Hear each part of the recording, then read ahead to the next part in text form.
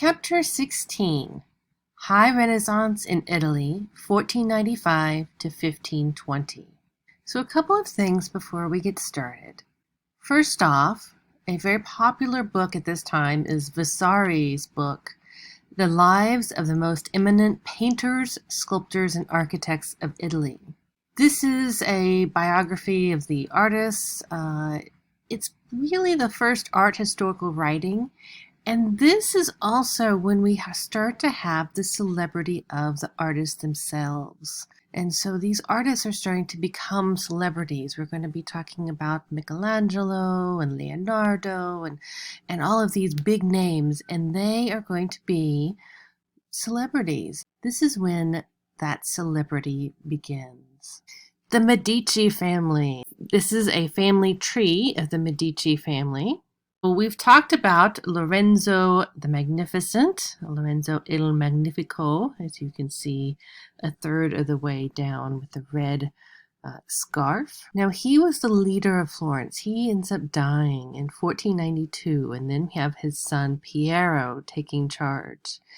This is not a good thing. He ends up losing the power. You can also see that there's several popes that ends up in the Medici line. So these are very important, powerful people. I mentioned the other day that Girolamo Savonarola would also become very important. Now remember, he is the monk who's preaching that you must reject worldly culture, you must reform. And so he started these bonfires of books and paintings. Some of these were in the Piazza della Signora. Botticelli ends up destroying many of his paintings. He becomes very powerful, very fast. He ends up crossing some important people, and so he's actually executed in 1498. By the way, this bonfire, this is the bonfire of the vanities.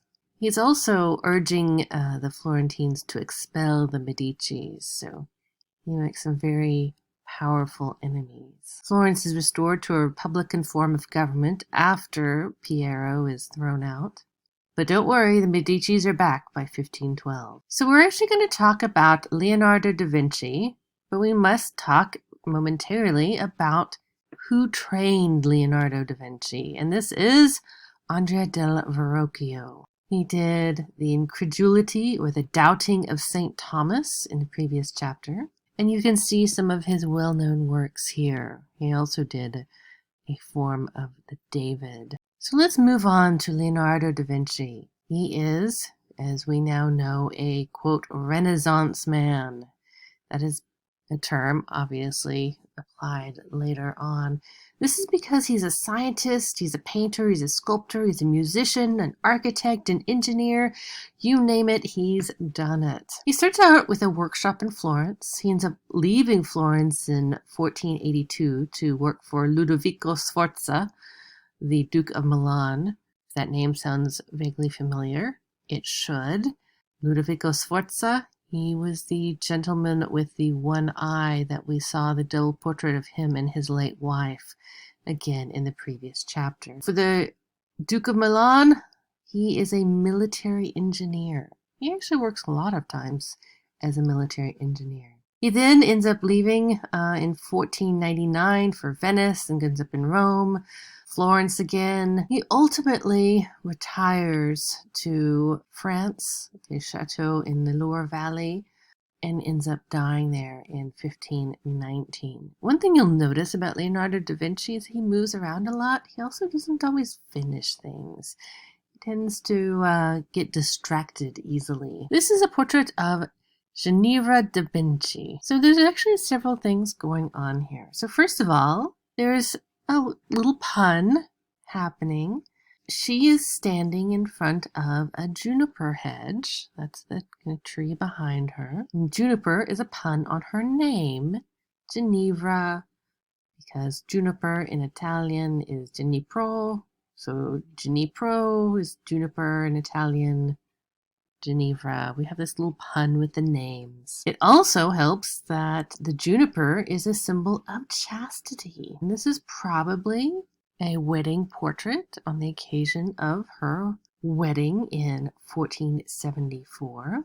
Ginevra was 16 years old when she was married. She is seen in three-quarter view. Ginevra was a poet, actually fairly popular in her own right. We have a wonderful little landscape in the back there. Now, on the reverse side of this painting, Leonardo has painted a small little sprig of juniper with the phrase, translated, "She adorns her beauty with virtue." Originally, this piece was a three-quarter portrait. It was cut down later. This is Adoration of the Magi. This is an unfinished work. He was commissioned to do this work by some Florentine monks. When he left Florence in 1482, he left this unfinished. But we can see some of his plans and how he creates, even though we don't have the colors on here. First off, you will notice that there is a pyramidal arrangement of the main characters. The top of this pyramid is the Virgin's head. So we have the top of this pyramid, and then we have it going down. Now, this is something that you're going to see in a lot of Renaissance paintings, is this stable pyramid. It's a very calming, peaceful, stabilizing, subtle influence in these pieces. A lot of the Renaissance artists like to utilize this. We also see something here called chiaroscuro. That is Italian for light and dark. This is those deep shadows and the bright highlights that you see here. Now, as we said, Leonardo does a lot of things, and one of the things he does a lot of, especially in his spare time, is be curious, inquisitive, a scientist. And so he's oftentimes drawing and writing in his notebooks. This is a detail of embryo in the womb. This is actually the whole page, so you can see that he is analyzing this. Now, how does he know what this embryo in the womb looks like? Well, he is doing something that is not very common at this time, which is doing basically autopsies. He is cutting into these cadavers to discover what is happening in the human body. This is a very new thing. This is happening at this time. Remember, in the Middle Ages, it was not really considered to be okay to do this. That was almost sacrilegious. You left the body alone. You buried it whole. Now we have this inquisitive scientific nature taking over, and we have these people, sometimes in secret, but it's starting to become more popular, to actually start cutting into and trying to figure out how does the human body work. His scientific nature obviously pairs well with his military engineering as well. We see in these notebooks, we're going to see architecture, we're going to see human anatomy. We're going to see other scientific principles that he is analyzing, some of his military engineering, all of these things he's going to write. Now, to make it even more interesting, he actually writes backwards in mirror writing. Some say that is because he was a little worried about people reading his notes. Some say that he was just bored. Some say that he was just so brilliant that this came naturally. We don't know why he did this. We just know he did. We do know that he read a lot of the works of the Greek physician Galen. And so this is a combination of his own observations as well as those that he has been reading. He also does a lot of reading of the Roman architect Vitruvius. This is a well-known one, Vitruvian man. This is the notion that the human body may be used to derive the perfect geometrical forms of the circle and square. And this is Project for a Church. So this one, he's working on architecture. He is looking at some of the design problems faced by Brunelleschi and Alberti. And so he's looking at how do you form this perfect church. Again, using circles, squares. How do we create this? The Virgin of the Rocks. This was painted for the Confraternity of the Immaculate Conception. Confraternities were established in the Middle Ages when lay people wished to participate in some way in spiritual life of religious orders. One of the signs of acceptance and membership in one of these groups is in wearing a scapular. This is a garment that's hung from the shoulders. It actually started out as kind of an apron in the Middle Ages, and this was used to identify the members of this confraternity. So here we have the Virgin Mary, a central figure here. We actually have Jesus over here giving the two-fingered blessing to John the Baptist, who is over here under Mary's hand, and he is kneeling and praying to Christ as an allusion to their later relationship. Mary is the central figure, and she is the one that is physically linking John the Baptist and the Christ child. So again, we still have that triangular shape here from her head to John's head to Christ's head and back through her arms. So we notice that her arms are becoming this triangle here. The other figure is an angel, and she is pointing to John while looking at you, the viewer, bringing you into this very private moment between them. So in the background, we have these rocky caverns. This might be prefiguring the death of Christ. It could also have a reference to a womb, the idea of death, birth, and rebirth, the cycle that Christ goes through. We have another term to use here, and that is sfumato. Sfumato is that smokiness that we see in that background.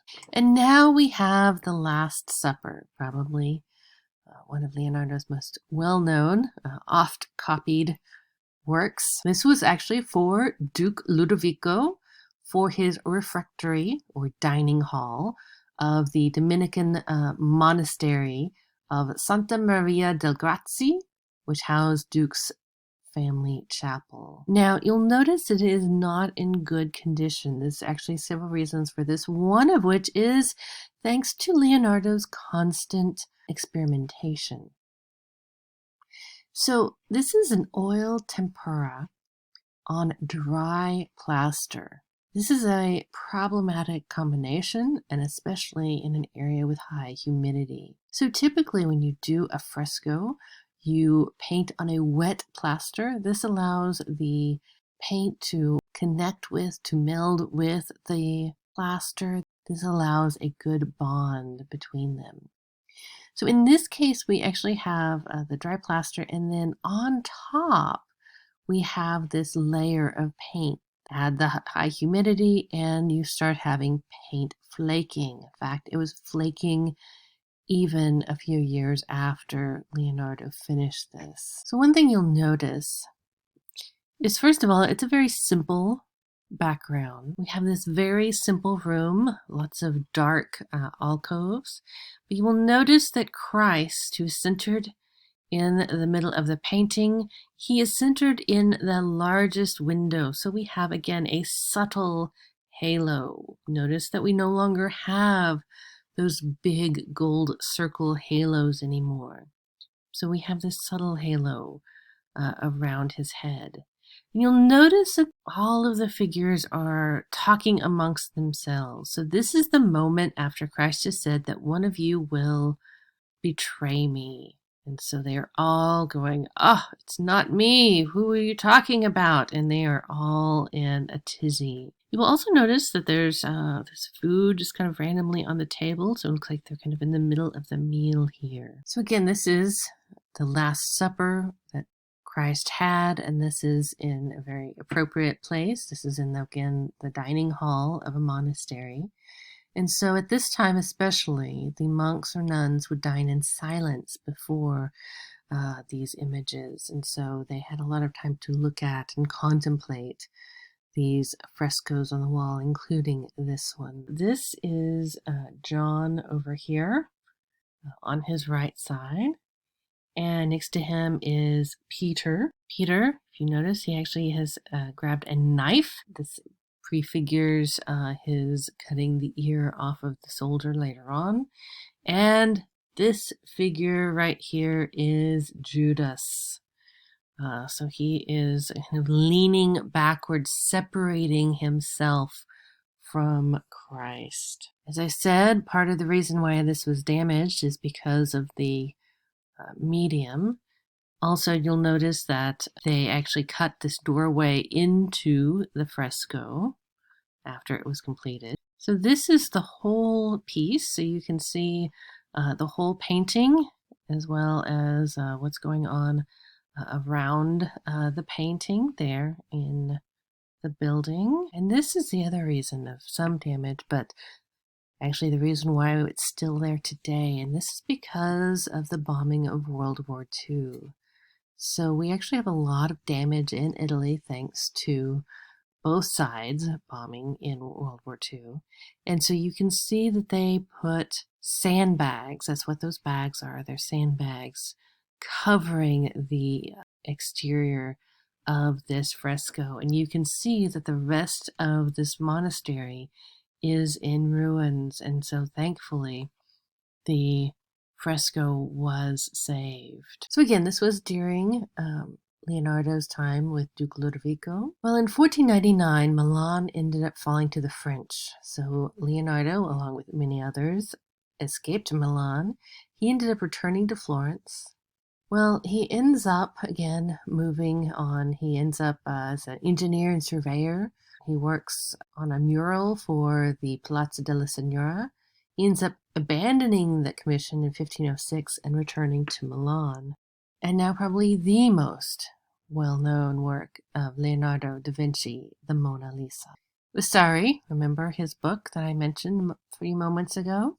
He identifies the woman in the Mona Lisa as Lisa di Gerardo, wife of Francesco del Giocondo. So why Mona Lisa? Mona is shortened for Madonna, which means lady. So Lady Lisa. So it's a nickname. She would have been about 25 in this portrait. Now, there's some very interesting things about this piece. First of all, this piece was never actually given to her or her family. In fact, at Leonardo's death, it was still in his possession, and so it ended up in the collection of Francis I. Now, the weird thing is we don't know why. We don't know why it was never given to Lisa de Gerardo or Francesco or anyone else in the family. Maybe they rejected it. Maybe Leonardo just thought it was never finished. He had a tendency to be a perfectionist. Regardless, it ended up in the collection of Francis I and therefore is in the Louvre today. The other interesting thing about this is that Mona Lisa is not in her finest clothes. She is not covered in jewels as you might expect in a portrait like this. She is dressed nicely, but simply. You will notice that we have, again, that three-quarter pose, half length, a very calm, stable, peaceful painting. We have that sfumato, that smoky, hazy look in the background. The Mona Lisa has had, again, a very interesting history. So it was stolen August 21st, 1911. Vincenzo Perugia hid in a closet in the Louvre until the museum closed. He then removed the Mona Lisa from the frame and walked out the next morning with the painting under his smock. It was a smock that all the employees at the Louvre wore at the time.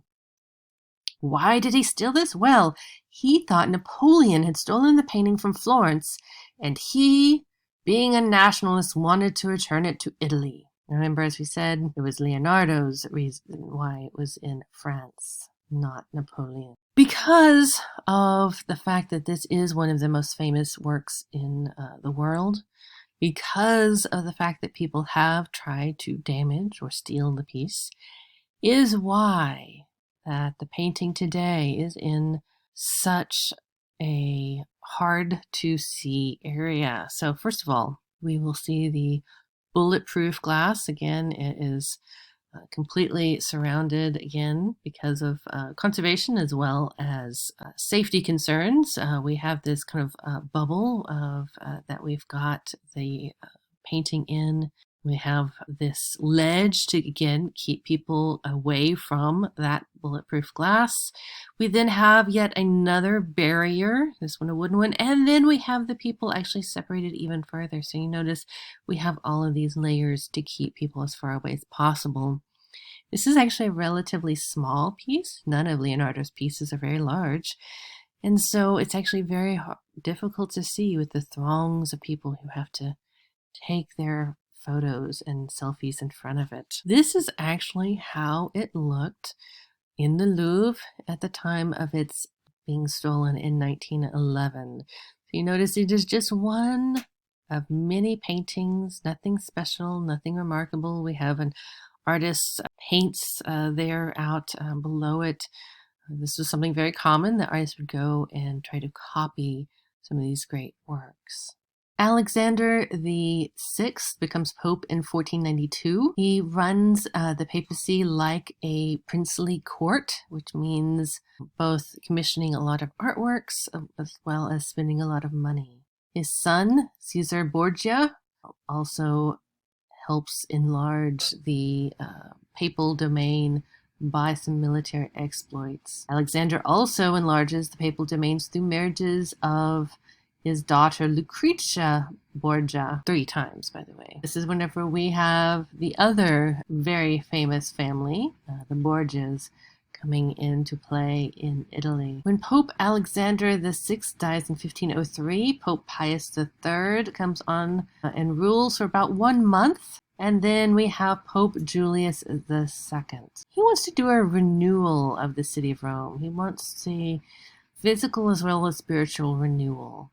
Plans some very large-scale projects. Donato Bramante. He was a native of Urbino. He started out as a fresco painter, ends up going into architecture. Bramante was a friend and colleague of Leonardo at the court of Milan. When Milan fell to the French in 1499, he went to Rome. The Spanish King Ferdinand and his wife Isabella commissioned him in 1500 to build a structure to mark the supposed site of St. Peter's crucifixion, attached to the church of San Pietro in Montorio in Rome. And that's what this is. Tempietto means little temple. It's technically not a chapel, it's a martyrdom, so it's very small, surrounded by a circular colonnaded courtyard. And we definitely see the architectural style of a Roman temple here. You can also see that Bramante studied Vitruvius. There is the layout. Bramante also worked on replacing the Basilica of St. Peter's. St. Peter's had been around since Constantine, and it was too small. We needed to enlarge it in order to allow more people to enter St. Peter's. Bramante actually lays the cornerstone in 1506. He has a Greek cross design that you can see here. Greek cross again. All of the arms are of the same length. So his design was this Greek cross with 4 identical facades. We have, again, the domes. We have pediments, columns, all these very classical elements of architecture. Unfortunately, when Bramante died in 1514, only 4 crossing piers had been built. Michelangelo ends up taking over later in 1546. Just a note here that we will be talking about St. Peter's for a long time. Michelangelo de Ludovico Bramante Simoni. You may just call him Michelangelo. He lives a very long life. 1474 to 1564. He's a sculptor, architect, painter, poet. His passion, though, is sculpting. That is his love. And you will notice that he spends a lot of time with that. Ghirlandaio, you remember he was the painter for Old Man and Young Boy that we studied. He was teacher of Michelangelo. This is a pieta. A pieta is a scene where we have the Virgin Mary holding her dead son, Christ, after he has been taken down from the cross. Pieta means pity or piety. This one was done in 1498 when Michelangelo was only 24 years old. A French cardinal commissioned Michelangelo to carve this pieta for his tomb in a chapel attached to St. Peter's. You will notice that this piece is very calm. The Virgin Mary is a very young woman, not the age of a woman that would have a 30-year-old son. She looks like she's in her 20s herself. You will notice that she has a very stable figure. We also have an almost pyramidal shape, again, with the Virgin's head and then coming down.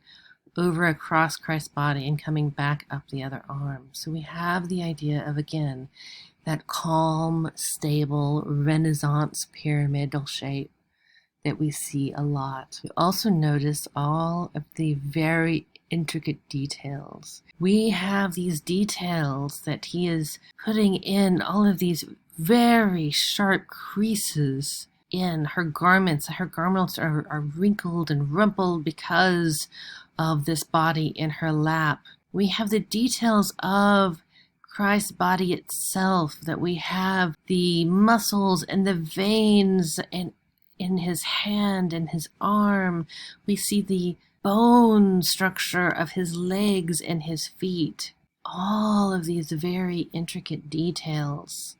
Michelangelo is only 24 years old. He also is not shy about his workmanship. He actually signs the work on the Madonna's sash. There is his signature. And there we have a close-up of his signature. So signs his work not on the base, not at the feet of Christ, but directly across the chest of the Virgin.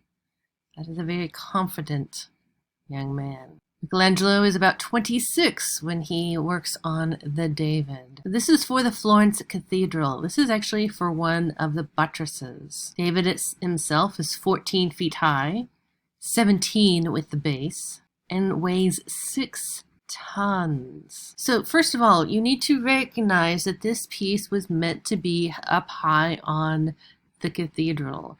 Michelangelo outsized, enlarged the hands, the head. He enlarged some of these elements so you could see them from down below at a distance. Well, of course, today you don't see them from this distance, so they do look a little bit awkward. But you have to remember, again, where the original position was. So whenever this was finished, a committee of the civic leaders decided to put it in front of the Palazzo della Signora. Remember, that's the seat of the Florentine government. Also decided to place a circlet of 28 gilt copper and bronze leaves around his hips in order to give him some modesty, as well as put a gilt bronze wreath on his head. This was remember, David was this emblem of the virtues of Florence. Remember, the civic virtues. He was the guardian of the city. So let's look at this piece in comparison to the previous David, the one by Donatello that we had seen. So what do you think is different with Michelangelo's David than Donatello's David? As a reminder, this is Donatello's David. We have a very young man here, nude except for the boots and the helmet. He's standing on Goliath's head holding the sword. So this David is very different. This David is a young man, not the teenage boy of Donatello's, but a man in maybe his 20s. He is calm.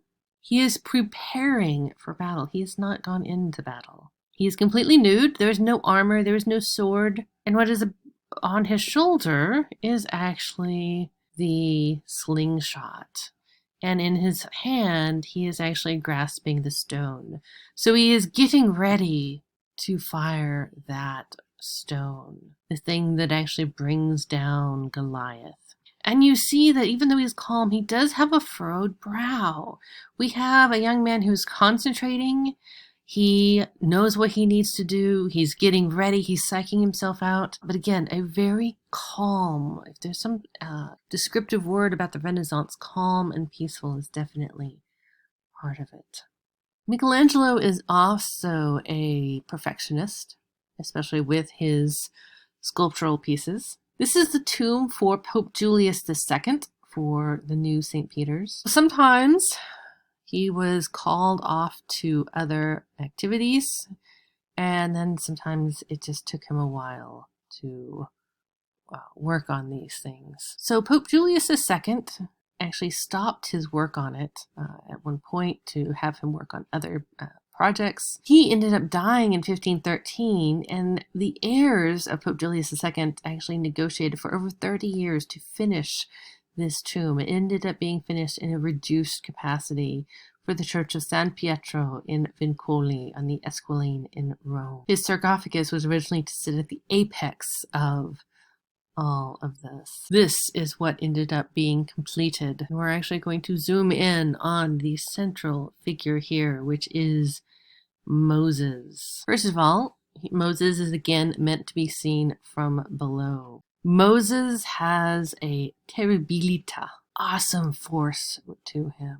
So this is Moses after he has just received the 10 Commandments, as we see there under his arm.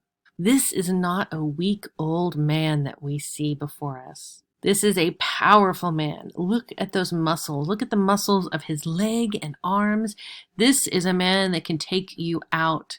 We also, with his positioning of his legs, we have the sense that he can spring up at any moment. So we have the idea that this is not someone who is tired and sitting and resting. This is a man that is about to jump up and do something, a very active individual. Remember the mistranslation of Exodus 34 about the rays of light versus the horns. So we do have the small horns because of that mistranslation that we now know means rays of light. So again, this figure that is there at the bottom was actually meant to be up higher. So you were actually meant to be looking up at the piece originally. So one of the things Michelangelo always said was that the stone spoke to him. The stone told him what was supposed to be emerging from it. He did not feel that he was imposing his will on the stone. He was releasing the figure already in the stone.